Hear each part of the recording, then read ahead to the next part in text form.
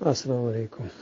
آل محمد وہ ہے جو نبی علیہ السلام کا ماننے والا ہے، جس طرح بتایا گیا اللہم صلی علی محمد وعلی آل محمد کما صلیت علی ابراہیم وعلی آل ابراہیم، کہ محمد صلی اللہ علیہ وآلہ وسلم کے اوپر رحمتیں اور برکتیں نازل فرما، جس طرح اے اللہ تو نے ابراہیم علیہ السلام اور ان کی آل کے اوپر۔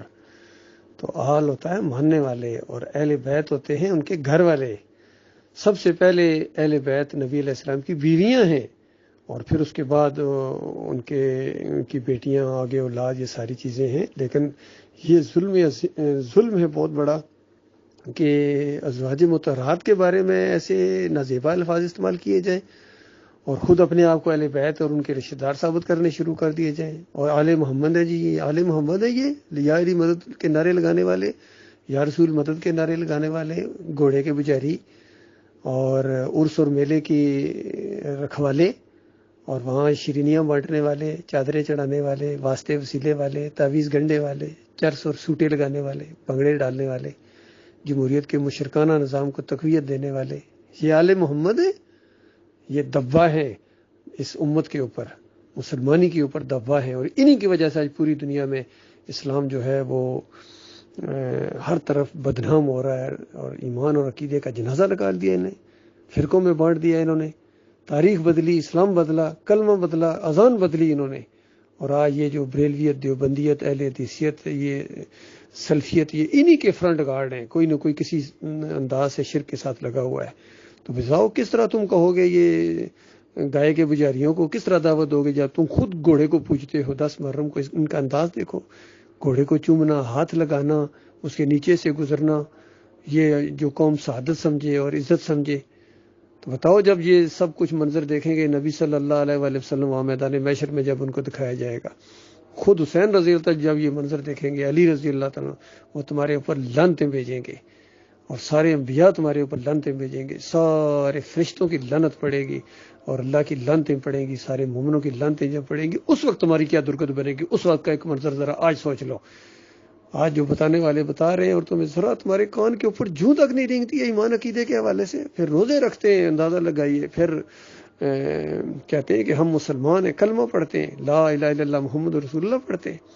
بتاؤ لا الہ الا اللہ پڑھنے والا اللہ کے علاوہ کسی اور کو پکارے گا؟ لا الہ الا اللہ پڑھنے والا غیر اللہ کی نظر و نیاز کھائے گا، 11ویں کھائے گا، 12ویں کے کیک کاٹے گا، امام زامن باندھے گا، یا علی مدد کے نعرے لگائے گا؟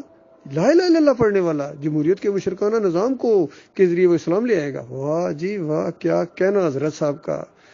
اور لا الہ الا اللہ پڑھنے والا، محمد رسول اللہ پڑھنے والا، نماز پڑھانے کے پیسے لے، تنخواہ لے، اذان دینے کے پیسے لے، تنخواہ لے، اجرت لے، تو بتاؤ کہاں گیا اس کا لا الہ الا اللہ؟ اور پوری دنیا سے یہ ڈرتے ہیں، بھکاری بنا دیے گئے لا الہ الا اللہ پڑھنے والے۔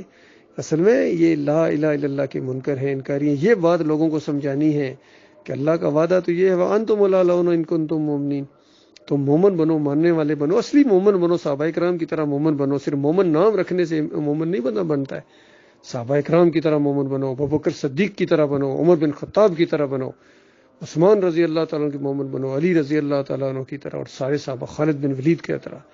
باقی ٹینکوں کے نام رکھنے سے، خالد، اور کمپنیوں کے نام رکھنے سے، یا روڈوں کے نام رکھنے سے تم کیا دنیا کے اوپر، دنیا کو فتح کر لو گے؟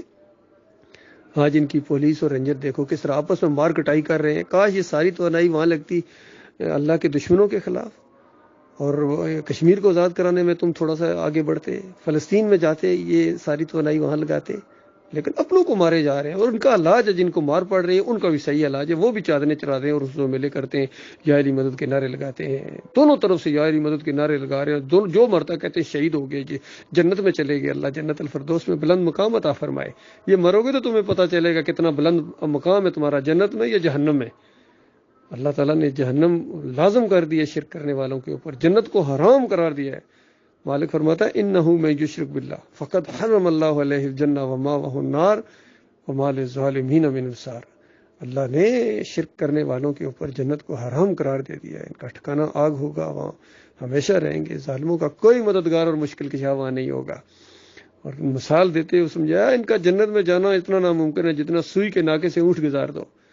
اس طریقے سے اللہ تعالیٰ نے کفر شرک کا کھول کھول کے الحمدللہ سے لے کر والناس تک ایک ہی مسئلہ ہے، تمہارا داتا اللہ ہے، دستگیر اللہ ہے، مشکل کشا اللہ ہے، حاجت روا اللہ ہے، غوث اللہ ہے، بغیر واسطے وسیلے کے اس کو پکارنا ہے۔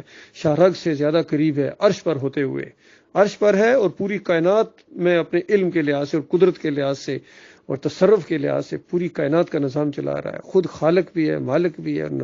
اس نے کوئی غوث کتب اور ابدال نہیں بنائے ہیں، یہ ان مشرکوں نے بنائے ہیں، ان کے باوجداد نے بنائے، ان کے اکابرین نے بنائے ہیں۔ کوئی حلول کا عقیدہ نہیں ہے اسلام کے اندر، کوئی وحدت الوجود نہیں ہے، وحدت الشہود نہیں، یہ صوفیوں کے عقیدے ہیں، مشرکانہ عقیدے ہیں۔ اسلام کے اندر کوئی مسلک نہیں ہے، کوئی بریلویت، دیوبندیت، اہل حدیثیت اسلام کے اندر نہیں ہے۔ جو اسلام کے اندر ہے وہ کبھی ان فرقوں کے اندر نہیں ہوگا۔ جو ان فرقوں کے اندر ہے اس کا اسلام سے کوئی تعلق نہیں، بلکہ وہ اسلام کا دشمن ہے، ایمان کا دشمن ہے۔ جب تک یہ دعوت جوان مردوں کے ذریعے نہیں آئے گی کوئی خیر نہیں آ سکتی، نہ پاکستان کے اندر نہ پوری دنیا کے اندر۔ اور اگر یہ بات دل کے اندر لگے جا کے اور اس پر لوگ اٹھیں، اس کی خاطر ماریں کھائیں، اس کی خاطر جیلوں میں جائیں، اس کی خاطر لاٹھیاں پڑیں اور قید کیا جائے، اور پھر جو ہے اللہ اکبر کے نعرے لگیں، کسی لیڈر کے نعرے لگانے کے بجائے اللہ اکبر اور توحید احد احد پھر پکارا جائے، اکیلا مالک ہے، اکیلا مالک ہے، میں کسی سے نہیں ڈرتا ہوں، اس انداز سے پھر کہا جائے تو مزہ بھی آئے گا۔ اور پھر پاکستان کیا، انشاءاللہ اس کے بعد انڈیا بھی پاکستان بنے، پھر بنگلہ دیش بھی پاکستان بنے، پھر اس کے بعد سعودی عرب بھی پاکستان بنے، اور پوری دنیا پاکستان بنے گی، یعنی پاک سرزمین ہو جائے گی، پوری زمین شرک سے پاک ہوگی۔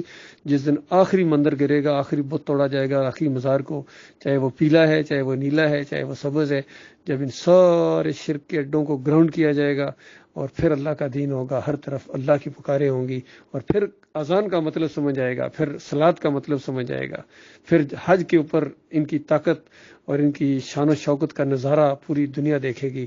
اور ایک وقت آئے گا اس زمین کے اوپر ایک کافر مشرک نہیں ہوگا، جزیہ ختم کر دیا جائے گا، صلیب کو توڑ دیا جائے گا اور خنزیر لاپتہ ہو جائے گا، کیونکہ اللہ کا دین اس زمین کے اوپر نافذ ہوگا۔ کوئی سجدہ تعظیمی والے نہیں ہوں گے، سب سجدے اللہ کے لیے ہوں گے۔ اور اس دور میں جب اس دور کے امیر المومنین کہیں گے کہ یہ بیت المال کھلا ہے، جس کو جتنا چاہے مال لے لے، اور ایک عام غریب مومن بھی کہے گا کہ امیر المومنین جو میں ایک سجدہ اللہ کے سامنے کرتا ہوں یہ آپ کے سارے بیت المال سے زیادہ مجھے عزیز ہے۔ تو آج ان سجدوں کی کوئی اہمیت نہیں، ان پیروں کے سامنے سر کو جھکایا جا رہا ہے، مزاروں نامراد مزاروں کے سامنے۔ اور یہ مشرک مفسرین لکھتے ہیں کہ یہ ایک سجدہ یوسف علیہ السلام کو بھی ہوا تھا۔ اچھا، اس قرآن سے تم نے یہ سیکھا ہے؟ کوئی کہتا ہے واسطے وسیلے جائز ہیں، قرآن میں ثابت ہے۔ اشرف علی تھانوی کہتے ہیں کہ اللہ کے بندوں کو نبی کا بندہ کہا جا سکتا ہے، قرآن میں موجود ہے۔ اور محمود الحسن اور شبیر احمد عثمانی کہتے ہیں کہ اللہ کے بندوں کو مدد کے لیے پکارنا یہ اللہ ہی کو پکارنا۔ پہلے صفحے کے اندر توحید کی جو کڑاکے کی آیت تھی ایاک نعبد و ایاک نستعین، اس کو شرک کے اندر بدلی کر دیا محمود الحسن نے۔ اور جو عمران خان نے ایاک نعبد و ایاک نستعین کا مذاق اڑایا، حلیہ بگاڑا ہے، وہ تو خیر اس کی تو کوئی مثال نہیں دی جا سکتی۔ کیوں؟